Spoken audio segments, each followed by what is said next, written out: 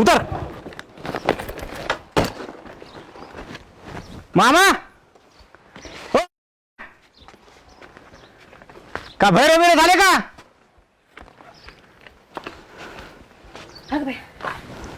जवळ बापू. अरे काय विचारा तिला कामं आली तर. हा काय झालं ग माय? हा काय झालं? अजून चोंबळा अजून चोंबळा.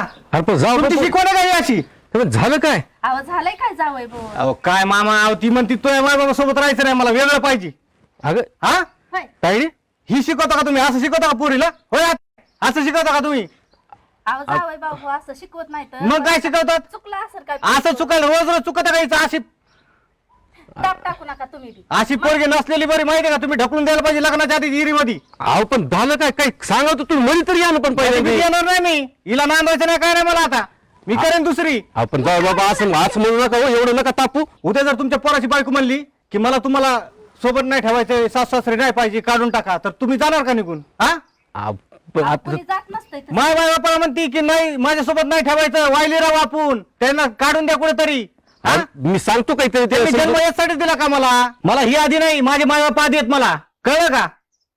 त्यांनी जन्म दिलाय मला नंतर ही आली माझ्या आयुष्यात त्यांना माझी गरज ह्या वयात कळलं का? त्यांना सांभाळणं गरजेचं भाग आहे माझं. काही न सांगा वायलीने गाव चला आपला पसारा भरून दुसरीकडे राहायला जाऊ त्यांना काढून द्या ही शिकवण आहे का पोरीची? तुम्ही असं शिकवता का पोरीला? कशाला पोरीला मला नांदवायचं राहिला काय करायचं करून द्या. अहो, जावई बापू थांबणार नाही काय नाही मी. ऐका तर माझं. हो काय का तिला हो अहो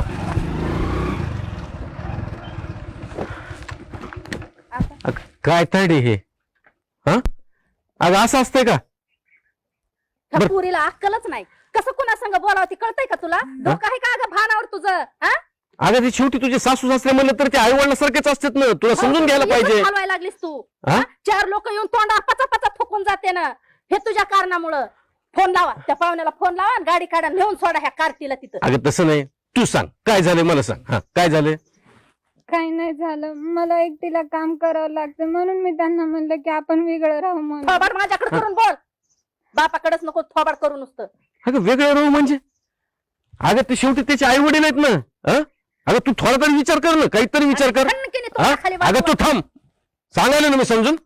सांगा मोठी पोरगी आहे लहान आहे का शाळेतली? हा हे बघ तायडे लावली नुसती. ऐक माझं त्याचे पण आई वडील आहेत ना. हा आता उद्या बाळाचं लग्न होईल त्याला पण बायको येईल. हा आणि त्याच्या बायकोला जर आमच्या दोघांना घरात बाहेर काढलं तर काय करणार सांग ना. असं नसतं बाळा.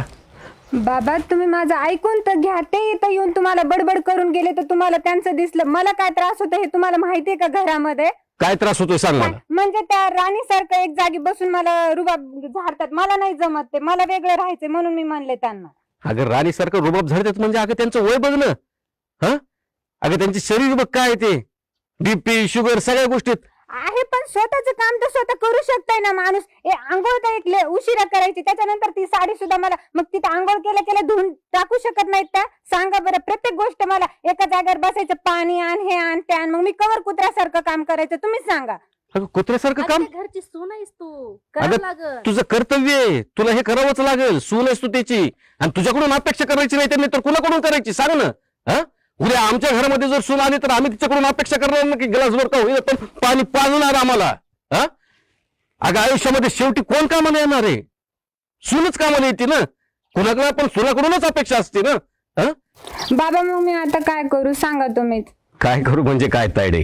हा अगं सासू सासरे जरी असतील ना तर त्यांना वडिलाच्या ठिकाणी जर दर्जा दिला ना तर आपल्याला सुद्धा त्यांच्यामध्ये आपले आई वडीलच दिसतात. उद्या जर आम्ही दोघं जण म्हातारे झालो तर तू आमची सेवा करायला येशील ना काही दिवसासाठी. आयुष्यभर तुला त्यांची सेवा करायची आहे. अगं त्यांच्या आशीर्वादामुळे तर तुमच्या दोघांचं जोडीचा एकदम संसार राजा राणीसारखा फुलून जाणार. नाहीतर तुझा स्वभाव असाच जर राहिला ना तर तुला सुख समाधान कधीच लाभणार नाही. ऐक बाळा हे अनुभवाचे बोलायचं.